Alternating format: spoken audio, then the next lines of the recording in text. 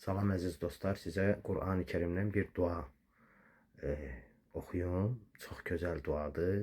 İmkanınız olsa namazlarınızda bu duanı eləyin. Buyurur, Əuzu billah, bismillah. Rabbenağfir lana və li ixvaninəl-ləzīnə səbəquna bil-iman. Ey Rəbbimiz, bizi bağışla. Və li ixvaninəl-ləzīnə səbəquna bil-iman.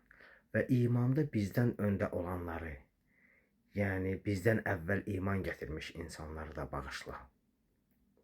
Ve la tec'al fi kulubina lillezine gillen lillezine amenu.